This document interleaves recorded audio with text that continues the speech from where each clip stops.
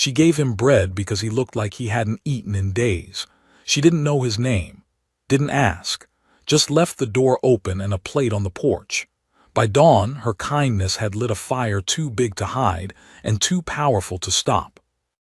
The first time Ada Lee saw him, he wasn't much more than a shadow, a thin shape between the trees, swaying with hunger and too tired to run when he realized she'd seen him. She had been bringing in the wash, hands raw from wringing ice-cold water through linen, and there he stood, still as a stone, watching her with dark, hollow eyes. His ribs pressed hard against his chest like they wanted out, his legs barely held him upright, and his lips were cracked so badly they bled when he blinked too long. He was maybe 10, maybe younger, bare-legged, barefoot, the wind snapping against his skin like it had something to prove. He didn't speak, just watched her with a kind of wild fear like he expected a bullet any second. Ada didn't speak either. She didn't scream, didn't run. She only turned, walked into the cabin, and came back out with bread, cold beans, and a tin cup of water. She set them down without a word, then stepped back and closed the door behind her. Through the curtain she watched him hesitate. He looked toward the woods, then toward the plate, and then at her window. And then slowly, like a stray dog that didn't believe in mercy anymore, he crept forward and knelt at the edge of the porch. He didn't eat fast, not like someone starving so badly he'd lost control, but slow, like he'd learned long ago that quick bites made it hurt worse later. He chewed like he wanted to make it last. When the food was gone, he set the cup down gently, stood, and walked back into the trees without looking back. That night Ada didn't tell her pa. Tom Lee had been gone 2 days anyway, off to Black Ridge for salt and powder, and even if he'd been home, he wouldn't have looked kindly on feeding Apache. But Ada wasn't thinking of tribes or war paths. She was thinking of bones pressing under skin and eyes too tired to blink. Her mother had always said, "Kindness doesn't cost you nothing, but it can buy someone a whole lot."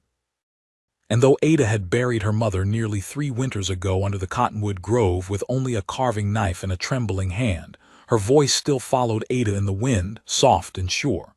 So the next morning she left more food. Not as much, half a biscuit, some jerky, a slice of apple, but enough to show it hadn't been a mistake. This time she didn't wait behind the curtain. She just went about her chores. When she came back an hour later, the plate was empty again. She didn't see him that day, or the next, but the food kept disappearing. She started leaving it closer to the edge of the woods, then by the rain barrel. Then one morning she found it untouched, and for a moment her heart seized, afraid he'd died in the cold or wandered too far. But then a branch snapped behind her and she turned to see him standing just 10 feet away. He looked stronger already. Still gaunt, still silent, but upright, watching her again. Only this time he didn't look ready to bolt. He looked curious, like he was trying to figure out why she kept feeding him. Ada smiled just a little and held out the plate. "You want it, you take it," she said gently. "Don't gotta ask." He didn't move, but his eyes flicked to the food. After a long silence, he stepped forward, slow as dusk, and took it from her hands. Then he sat on the ground and ate. By the time Tom Lee returned, it had been 6 days. The boy hadn't said a word. Ada still didn't know his name. But he came every morning now, and sometimes in the evenings too. He'd never step inside, never cross the threshold, but he'd take food from her hand and sometimes nod like a promise. She knew she should be more afraid. She knew what the papers said about raiding parties, about stolen cattle and worse. But this boy was no raider. He was just a child with no one to feed him. And she was a girl with too much food and too much silence. Tom didn't notice anything different at first. He was tired, irritable, worried about wagon tracks he'd seen too close to the river trail. But on the second morning he caught her refilling the water tin and wrapping cornbread in cloth. "That ain't for you," he said, too sharp. "You talkin' food to the woods, girl?" Ada froze. "It's nothin'," she said, but her voice gave her away. Tom's face hardened. "You see someone out there?" A beat. Then she nodded. "A boy," she said quietly. "Young, starving." Tom cursed under his breath and pulled his rifle from the wall. "You out of your mind? Apache boy near our land. That's a signal, Ada. They send one to test you. You feed him, next thing you know you're waking up to fire and arrows." "He's just hungry," she said. "He's a warning," Tom snapped. "No more, you hear me? You don't leave food, you don't talk to him, and if he shows again, you call me." But he didn't show again. Not that day, not the next. 3 whole days passed and the woods were empty, no prints, no shadows, no boy. Ada told herself it was better this way, that maybe he'd found others, maybe he was safe. But at night she lay awake, listening to the wind, heart aching like she'd left something behind. Tom kept the rifle loaded. He checked the fences twice a day. He muttered about signs and tracks and wore drums that hadn't sounded in years. "It's been too quiet," he said. "Too damn quiet." And then on the morning of the 4th day, Ada opened the door and found the boy sitting cross-legged on the porch waiting. He looked calmer. Not happy, not exactly, but calm. And he wasn't alone. On his chest he wore a necklace one she hadn't seen before. Bones maybe, tiny feathers, her breath caught. "You okay?" she asked. He nodded once. Then he stood, placed something in her hand, a stone, carved with what looked like a hawk's eye, and turned back to the woods. She watched him vanish without a sound. By the time she turned back to the cabin, Tom was standing at the window, pale as paper. He was staring toward the ridge. "Get inside," he said. "Now." Ada ran to the door, her heart slamming. "What is it?" "Look." His voice cracked. She did, and her knees buckled. Across the ridge, stretching from the farthest pine to the curve of the creek, they stood. Warriors, not 10, not 50, 300, motionless, painted, armed, watching. They didn't move. Not a single one. 300 warriors stood like statues, every line of their bodies carved from something older than stone, more patient than winter. The wind moved around them, but not through them. Bows in hand, spears upright, eyes locked on the cabin below like it was some sacred trial that required stillness. And still they didn't move. Ada couldn't breathe. Her fingers clutched the carved stone the boy had given her, its grooves warm against her palm as if it held heat of its own. She had thought she understood danger. She had heard gunshots at night, seen men limp home from skirmishes, watched her father reload his rifle with shaking hands after chasing shadows away from the chicken coop. But this wasn't fear. This was something deeper. This was the earth holding its breath. Tom Lee was no coward. He'd ridden with the volunteers to push raiders back past Devil's Hollow the winter Ada's mother died, and he'd faced men with blood on their hands and fire in their eyes. But even he stepped back from the window like it had teeth. "We don't shoot," he muttered, as if reminding himself. "We don't move." He reached for Ada, pulling her back from the door. "Get the children," he said hoarsely. "Wait, Pa, Now, Ada." There were no children, just the two of them, but it didn't matter. Tom's mind had fallen into old grooves, the kind that wartime digs. Ada obeyed. She backed into the cabin, chest heaving, still clutching the carved stone. It hadn't changed, still small, still smooth. But now it felt heavy in a different way, like it meant something more than thanks. Like it was a symbol, a message. "They're not attacking," she said, her voice barely above a whisper. Tom locked the door behind them, though it wouldn't matter if they wanted to come through. "Yet," he replied. He paced the room once, then twice, then grabbed the rifle and checked the chamber. "They want something." "The boy," she said before she even knew she was going to. "It's about the boy." Tom looked at her, then really looked.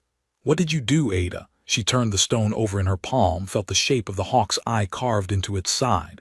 "I fed him," she said. "I fed a starving boy, that's all." Her father's lips pressed into a white line. He turned away, gritting his teeth.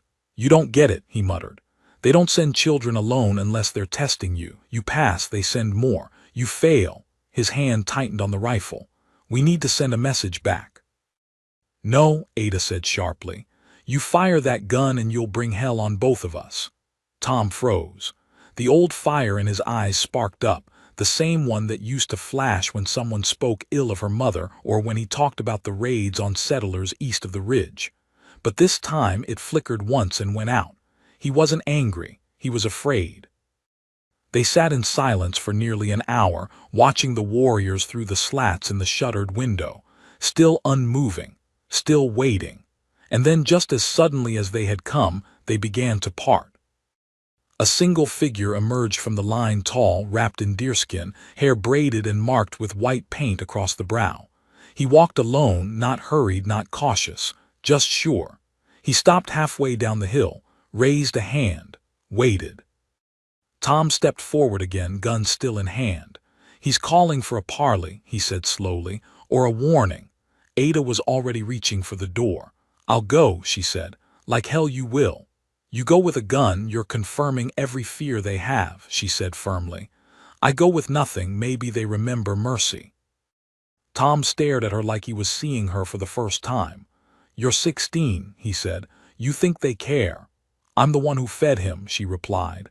"Whatever this is, it's mine to finish." She didn't wait for permission. She stepped out onto the porch, her hands empty, the carved stone clutched tight in her right fist. The wind had died, but it still whispered in the trees like it was watching too. She didn't look back.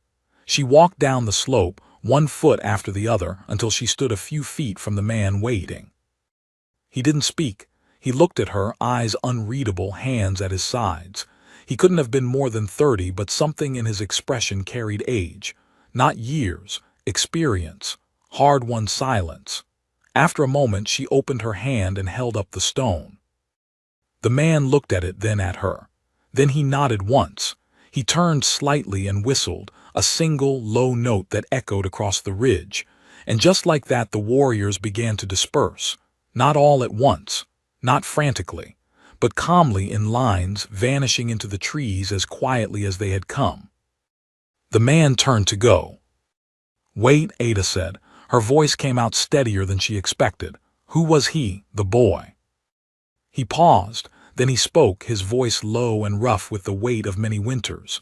"You fed Kosh," he said, "son of Red Elk, grandson of Sani. He returned home because you gave him strength to walk again." He looked at her then, truly looked. "You honored him." She didn't know what to say, but the stone in her hand pulsed like a heartbeat.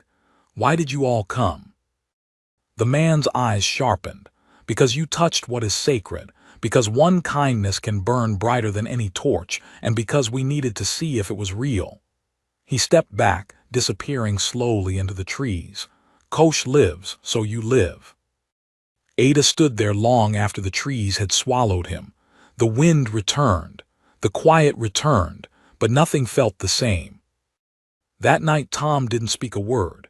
He cleaned the rifle, locked the door, and sat by the fire like he was waiting for another knock. Ada didn't sleep either. She stared at the stone, her thumb brushing over the hawk's eye again and again until the shape imprinted into her skin. The next morning something had changed. The woods felt closer, like they were listening.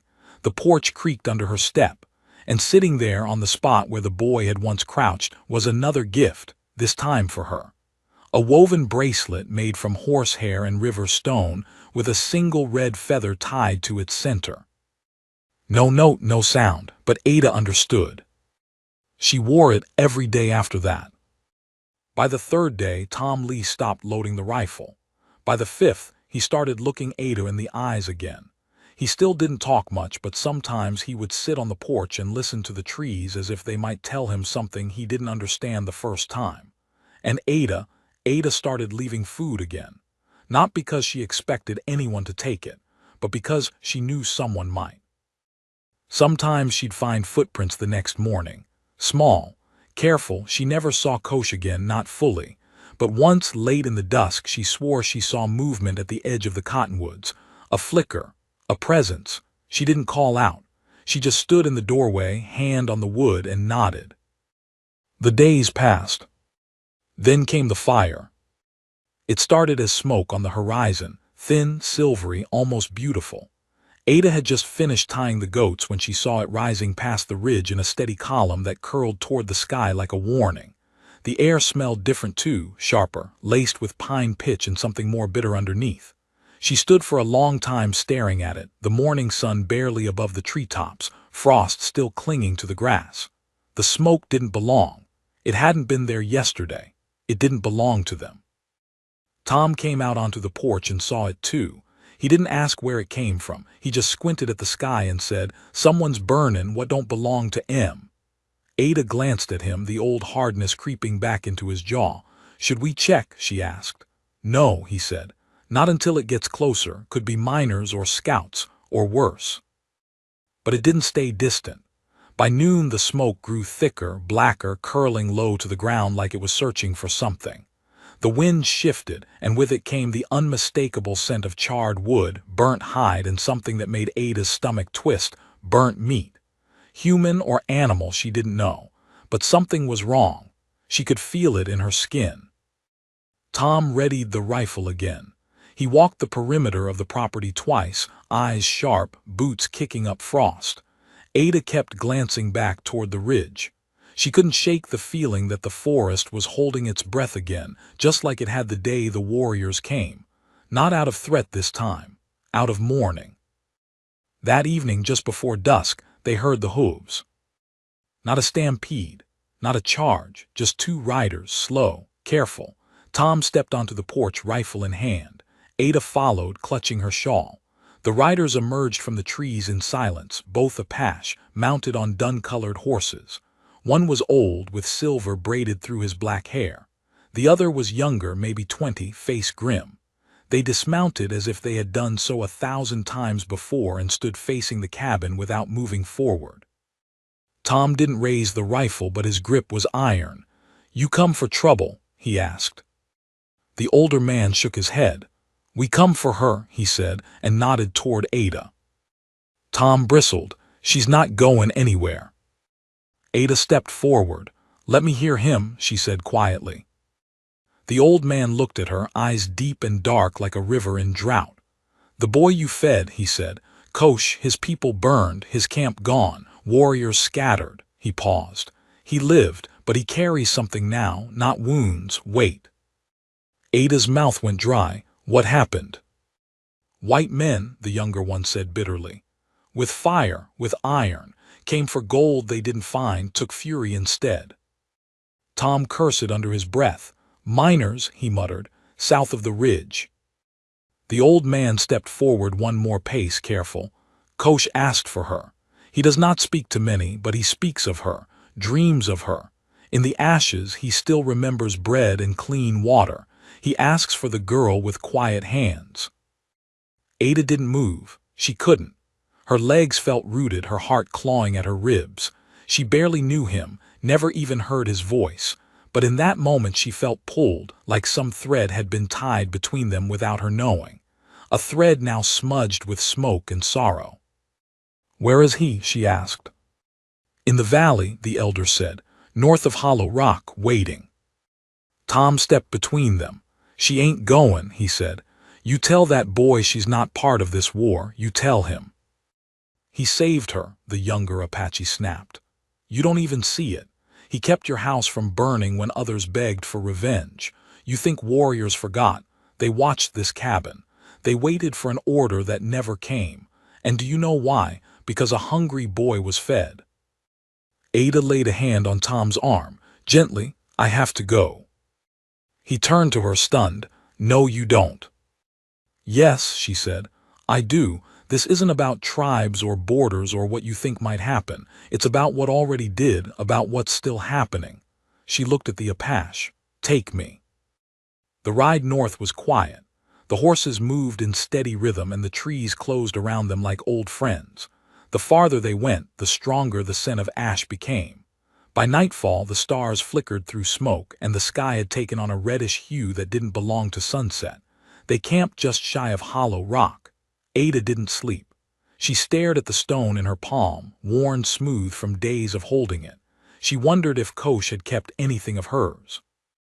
She wondered if he remembered the way she smiled, or if he only remembered the bread. In the morning they reached the valley. What had once been a camp was now ruin, scorched earth. Blackened poles jutting from the ground like snapped ribs, bones buried under soot, blankets turned to ash, and in the middle of it, standing like a ghost among the wreckage, was Kosh. He was taller now, not by much, but the weight in his shoulders was new. He didn't look like the boy who took food with trembling hands. He looked like someone who had learned the world too fast. Ada dismounted and walked toward him slowly. He didn't move. But his eyes found hers, and something cracked behind them, something raw and brittle, like frost underfoot. "I'm sorry," she whispered. Still he didn't speak, but he raised one hand and held it out.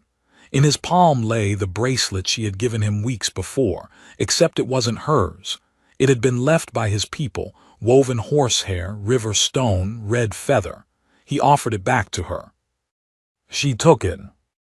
That night they built a small fire. The elders sang low songs, songs of grief, of memory. Ada sat beside Kosh, neither speaking. But it didn't matter. There were no words big enough, just the fire between them and the silence it held. Later Kosh placed something at the fire's edge. A single feather blackened at the tip.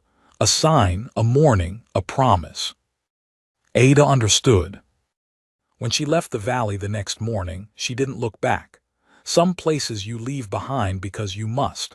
Others because you know they'll never truly leave you. By the time she returned to the cabin, Tom didn't ask questions. He saw her face and looked away, ashamed or afraid. She couldn't tell. She sat down at the fire, pulled out the stone and placed it on the table beside the feather. And when she went to bed, she left the window open. The wind blew through, soft and wild, and somewhere far away she thought she heard a drum. The drum wasn't real, not that night, not in the air, but Ada heard it all the same, a deep and steady thump buried under her ribs, too rhythmic to be just her heartbeat. It followed her through sleep and woke her before dawn, long before the sun had the courage to rise. The fire in the hearth had died to embers, but the cabin still held warmth, more than it should have for how thin the walls were. She pulled her shawl tighter, stepped outside, and found the world not as she'd left it. Fresh tracks in the dirt, bare feet, small like Kosh's when he first came to her porch, but these weren't his. She'd memorized the shape of his gait, the careful way he placed his toes, cautious as an animal half expecting a snare. These tracks were faster, more erratic. There were more than one set. Ada crouched, fingers tracing the indentations, heart beginning to race. Not just children, women, elders, people walking quickly towards something or away from it. A shape moved at the tree line. She stood sharply, heart hammering, but it wasn't a threat. A woman stepped forward, older, wrapped in thick doeskin, her braids streaked with gray. Behind her stood a young girl, no more than 7, clutching a crude doll wrapped in cloth. They looked exhausted. No weapons, no fire in their eyes, just desperation. Ada didn't call for her father. She didn't run. She took a step forward and raised her hand in greeting, slowly, palm outward. The older woman met her eyes with a calm so powerful it made Ada's knees weak. She said one word and only one. "Safe." Ada nodded. It was enough. Within moments more figures emerged from the trees. 2, then 5, then nearly a dozen, children and elders mostly, with soot on their clothes and ash streaked through their hair. All silent, all watchful, and all bearing the same expression, the brittle look of people who had lost everything but refused to vanish. They didn't crowd the house. They waited just beyond the clearing, as if unsure they truly had permission to exist here. Ada turned and ran inside. Tom was at the table, halfway through shaving a sliver of soap into a bucket. He looked up when the door opened. "What's wrong?" he asked, seeing her face. "There's people," she said. "From the valley, survivors, not warriors, women, children." Tom didn't move. His face went blank, like someone had thrown a sheet over a fire inside him. "How many?" "I don't know, 10, maybe more." "And they're just here?" Ada met his eyes. "They have nowhere else to go." Tom stood slowly, set the knife down, looked at her hard. "You think we can feed them all?" "No," she said quietly, "but we can feed them today." That somehow was enough. Tom walked to the shelves, began counting what they had left. Salt pork, cornmeal, dried beans. He said nothing, just moved. And outside, Ada watched the strangers waiting at the tree line, some standing, others sitting in the brittle grass. No one cried, no one begged, but every single one of them looked like they didn't expect to see nightfall. They worked all morning. Ada cooked while Tom brought out extra blankets, tools, the bucket for water. When the first pot of stew was ready, she carried it herself into the open, set it on a stump near the fire pit, and stepped back. The elder woman approached.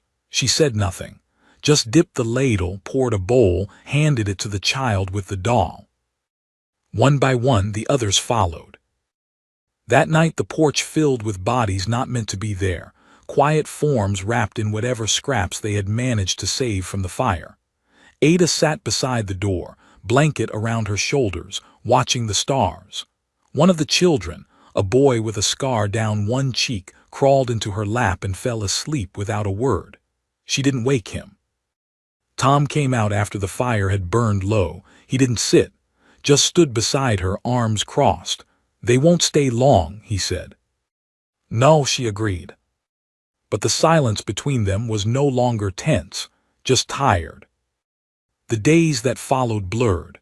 Word spread, though not loudly.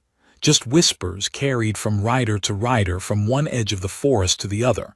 A cabin that didn't turn people away. A girl who fed warriors. A place that had once been watched now watched over others. More came. Not all at once. Sometimes just one at a time. A boy missing fingers. A mother too pregnant to travel. An old man with eyes milked by age who still walked with a knife at his belt. Ada gave what she could. When they ran low, she and Tom rode to town. That ride was the first real test. Whites in Black Ridge didn't like Apache. They didn't like girls showing up with stories they didn't ask to hear. And they didn't like being asked for more than a man could carry. Ada didn't ask. She bought. But when one of the shopkeepers made a comment, something too sharp, too smirking, Tom put his fist through a stack of cans and said they'd be taking the goods without the talk. They didn't return for a while after that. But what they brought fed the clearing, and the clearing became a kind of map. Someone dug a new well. Someone else started planting. The women formed lines to clean clothes, to dry meat, to carve tools from what little was left behind in the valley. And still Ada kept her door open. The stone coche had given her sat on the windowsill, and every morning she placed a piece of bread beside it, not as a ritual, just in case. Then one morning it was gone. She didn't see who took it, didn't need to. But later that day she found a bird carved from ashwood on the porch, delicate, wings half spread, the grain shaped like flight. And with it a feather, red again. But this time there was something else. At the edge of the woods, pinned into the bark of a cottonwood, was a knife. Not a threat. A sign. The blade was etched with Apache glyphs, symbols for protection, for blood owed, and for a promise. Tom stared at it for a long time. "He's watching again," he said. Ada didn't speak. She only nodded. That night she dreamed of fire, but not the kind that devours. The kind that forges, that melts and shapes and turns soft metal into something that holds. In the dream, Kosh stood beside her, his face not painted, not angry, just quiet. He pointed to the forest, and from the trees came people, dozens, hundreds, each carrying something broken in their hands. She woke before she saw what they did with them. But she understood. The world would not go back to what it was. The valley would not unburn. But in the ashes something was beginning, and it would not start with a war drum. It would start with bread. Winter gave way not to spring, but to something in between. The snow melted reluctantly, leaving behind fields heavy with mud and silence. The ground was too wet to till, too soft to hold a wagon's weight, yet the trees had begun to bud, small hints of green pushing out through the ruin of frost. Ada watched them from the porch each morning, her fingers wrapped around a chipped mug of tea, her boots sunk in the softwood boards where they'd worn grooves into the grain from so many nights of waiting. The camp had grown, not wildly, not like a town, but like roots under earth, carefully, quietly. A half-dozen lean-tos had gone up along the tree line. 2 larger canvas tents stood near the slope where the goats grazed, and every evening now more smoke rose, less like warning, more like breath. There was laughter, too. Faint, scattered, untrusting still, but laughter all the same. Ada had come to recognize its shape. It was never sharp, never careless. It came from the belly, from people who knew pain too well not to find joy where they could. Kosh returned on a Wednesday. She hadn't known he was coming, hadn't expected to see him again, not this soon, not like this. He came through the trees without sound, a longbow over one shoulder, hair braided with red clay, eyes steady. Ada was tending to the goat pens when she saw him, and for a moment everything else disappeared. The air stilled. The world narrowed. He nodded once. That was all.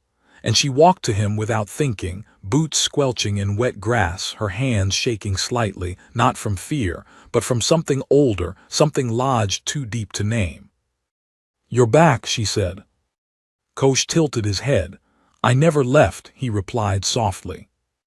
His voice was deeper now, not hardened, just grown, like a stream that had found stone and carved through it over time. Ada realized she hadn't known what his voice would sound like.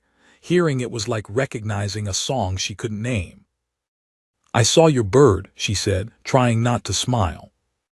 Kosh's eyes flicked toward the porch. "You still feed the stone." "I do," she said, "and the people." He looked out across the clearing, where children were mending a net beside the fire pit and an old man knelt sharpening a hunting spear. "You saved more than me," he said. "I didn't save anyone," she replied. "I just stayed." Kosh met her gaze. "That's what saving looks like." He didn't ask to come inside. He didn't need to. By nightfall, he had taken up his place like he'd never been gone. He didn't sleep in the cabin, but beneath the stars near the old cottonwood tree. Ada saw him there often, sitting motionless with his eyes half closed, as if listening for a voice only he could hear.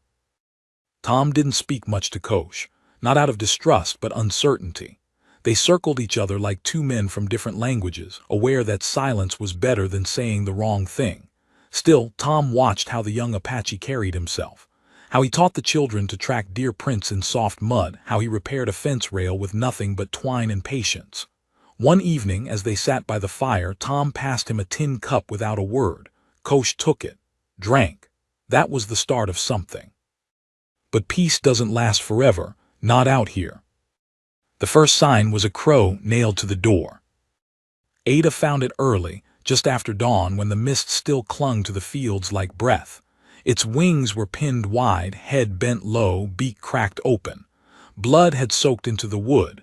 No tracks led to or from the porch. Just the bird, just the message. She didn't scream. She just stepped back and called Kosh's name. He came at once, and when he saw it, his expression didn't change, but his shoulders did. They straightened not with fear but readiness. Tom came next, gun already loaded. "Riders," he said before anyone spoke. "I saw movement near the ridge last night, 2, maybe 3, scout types." Kosh knelt beside the crow, his fingers brushing the blood. "This wasn't meant for you," he said to Ada. "It was meant for me." She shook her head. "That doesn't make it better." Kosh stood. "No, but it makes it clear." Later that day, they held council near the fire pit. The elders came first, followed by the women, then the boys who'd begun to think of themselves as men. Everyone had heard the crow. No one was surprised. Kosh stood at the center and spoke plainly. "They are coming," he said. "Not just miners, hired guns, scouts, men who wear silver badges on their chests and believe it gives them power over fire." A woman asked, "Why now?" Kosh turned to her. "Because we are still here." Tom stood. "We can fight," he said. "I've got enough rounds for a stand." Kosh didn't look impressed. "We would not survive a siege," he said. "Not here, not with children, not with open land in all directions." "What do we do?" Ada asked. Kosh looked at her, long and steady. "We move." Silence fell. "Move where?" Tom asked, voice tight. "We've got goats, a cabin, supplies. You want us to vanish into trees with nothing?" Kosh shook his head. "I want us to live." And so the work began. That night they packed what they could: food, tools, water, skins, ropes, herbs. The elders moved slow but precise. The children followed directions without complaint. By moonrise, half the camp was stripped bare.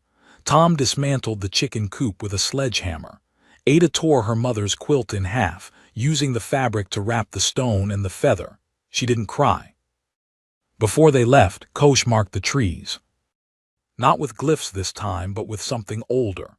He used red clay and ash, smeared in long vertical lines. Ada watched him do it to 3 trees near the ridge, each time whispering a word she didn't recognize. When she asked, he only said, "It tells the spirits we remember." By the next day, the clearing was empty.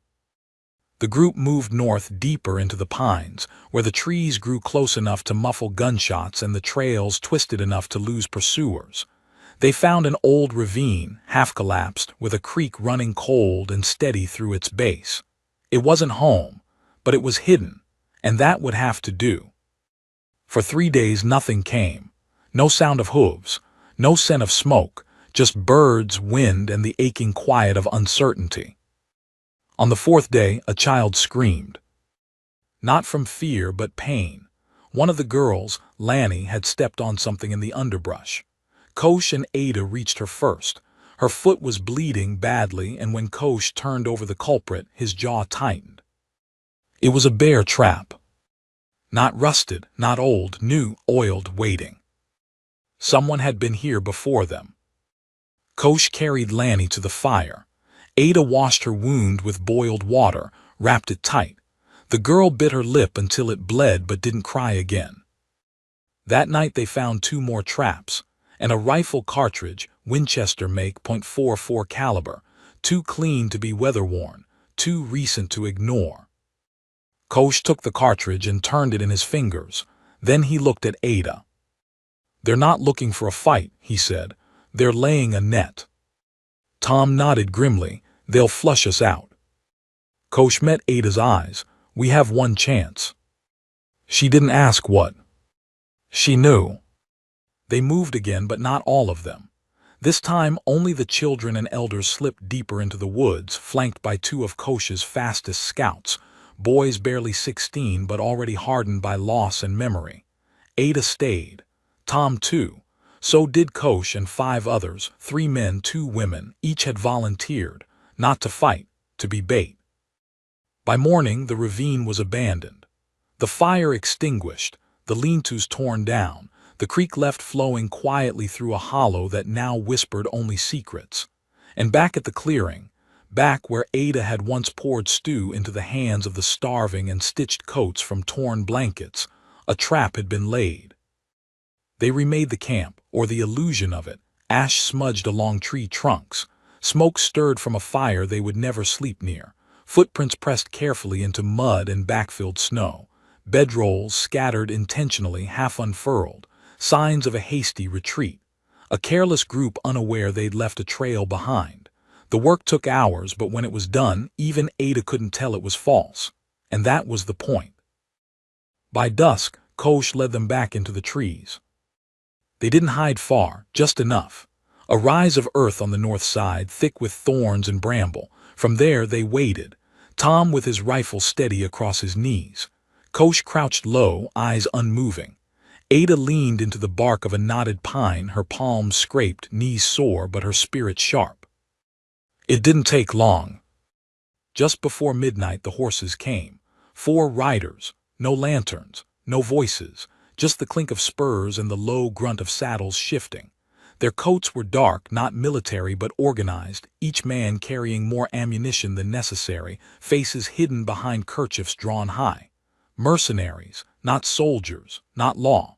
The kind that fought for coin and buried their dead where no one would bother looking. The riders didn't approach the fake camp directly. They circled first. One dismounted, crouched, examined the tracks with a flashlight covered in red cloth. Another held a rifle too long for short-range fighting. A sniper. Kosh tensed. Tom didn't breathe. "They're good," Ada whispered. "Too good." Kosh nodded once, but not smart. The lead rider gave a signal, 2 fingers raised, then dropped. The others followed him in. They reached the center of the fake camp and stepped directly onto the trap. A line snapped, tight, high, almost invisible in the dark. One of the women Kosh had trained had rigged it to a ring of bells scavenged from broken harnesses. The sound was shrill, unexpected, and sharp. The trap wasn't for injury, it was for noise. The gunfire began at once. Not from Kosh's side, but theirs. One rider panicked, fired into the woods. Another dropped to his knees and rolled, expecting arrows, but none came, not yet. Kosh gave the signal, 3 soft clicks against his bow. From the ridge, 2 figures rose, shadows among shadows, and loosed arrows dipped in pitch. They struck the fire, which flared high. A distraction, enough for the enemy to retreat, confused and exposed. That's when Tom fired. His shot hit the sniper first, dead center. The man fell without a sound, collapsing against a log like a bag of meat. Another rider bolted. Kosh led him. Intentional. Fear spread faster than blood. The third man turned his horse. Ada saw his face, briefly lit by flame. Pale, scarred. Lips peeled back in a snarl that didn't belong to a man. It belonged to someone who had burned homes and never looked back. She recognized him. He was one of the ones who'd ridden into the valley before the camp was ashes. Ada rose, slow, deliberate, and Kosh didn't stop her. The man saw her and froze. It was only a moment, but that was all she needed. "Remember me?" she asked, voice cutting the dark. His rifle raised, but so did hers. The shot tore his shoulder open. He screamed, fell backward, and his horse bolted. He didn't get back up. By morning, the clearing was theirs again. Kosh gathered the bodies. No trophies, no celebration, just burial, quiet and fast. They piled snow and stones over the fresh graves, and Kosh carved no markings. "Let them be forgotten," he said. But Ada didn't forget. Not the sound of the shot, not the way the man's eyes had widened when he saw her, not the quiet ache afterward when she lay on her side near the fire and tried to forget the feel of the rifle's recoil in her arms. Tom sat beside her, handed her a piece of jerky, said nothing. She took it. The next day, they returned to the ravine. The camp was still there, hidden and waiting, the children's voices low and curious when they saw Kosh return uninjured. Ada hugged Lanny, checked her bandage. The wound was healing, slowly, but clean. The elders wept in silence when they learned what had happened, not for the deaths, but for the fact they weren't next. Kosh said nothing of the men they'd buried. He only pointed north. "We'll move again," he said. "One more time. A place where trails run dry, where smoke won't curl into the valley, where even hunters don't follow." Tom frowned. "You mean the ridges?" Kosh nodded. "The mesa." It was wild country, rock and scrub, little water, less shelter, but it was forgotten, and sometimes the forgotten places are the safest. They moved at dusk again, always at dusk, always quiet. This time the cabin was left behind. Ada didn't cry, she didn't even look back. She carried only what mattered, the stone, the feather, a new carving Kosh had left on her bed, a mountain lion, sleek and poised, carved from the same ashwood. As they crossed the valley floor, the stars came out, slow, bright and sharp like teeth. Ada walked beside Kosh. She didn't speak. She didn't need to. Ahead lay the mesa, empty, wide, and waiting. The mesa rose like a forgotten god. No path led to it, no trail marked its base. Just sheer red walls carved by wind and time, sloped steep in places, jagged in others as if the earth had cracked and never healed. They reached it on the third evening after leaving the ravine, feet blistered, food stretched thin, spirits quietly fraying. Even the children had gone silent by then. Lanny's limp was worse. Tom's cough, which he tried to hide, rasped deep in his chest, but no one turned back. Kosh found the pass, a narrow cleft between stone where goat trails crisscrossed up through brittle brush and loose shale, too steep for horses, too narrow for wagons, but it would do. One by one they climbed, some crawled, some were lifted. The oldest of the elders was carried on a crude sling lashed between 2 branches, Kosh and Tom taking turns with the weight. By the time they reached the plateau, the moon was high, and the night wind keened across the empty rock like an ancient voice. Up top it was colder than expected, and wider. The land flattened into a wide shelf of sandstone and dry scrub, ringed by wind-carved hoodoos and cliffs that fell away on 3 sides. In the center stood a circle of stones, clearly not natural. Someone had once lived here, long ago, before even Kosh's people. The way the rocks were set, sun-marked and weather-worn, told a story without words. Fire here, sleeping there, eyes always to the east. Kosh stood in the center and knelt. He didn't speak for a long time. Just pressed his palm to the ground. "We will not be found here," he said at last. They built slowly. No cabins, not this time. Hides strung between rocks, fire rings low and narrow. Smoke was a danger now, so was sound, everything done with care. Ada helped men shelter skins from what few blankets remained. Tom organized a rotating watch on the narrow pass, and Kosh scouted further each morning, sometimes returning with roots, sometimes meat, and once a set of arrowheads buried in the earth like an offering. They didn't call it a village, but it became one. After 2 weeks, Lanny began to walk again. The older children built a rabbit trap. One of the elders began singing each morning, a low, broken melody no one knew the words to but all understood. And one morning, a second fire was lit at the far end of the mesa.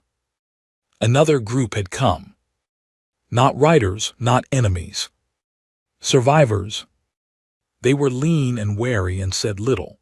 Apache like Kosh, though from a band he hadn't seen since before the raid.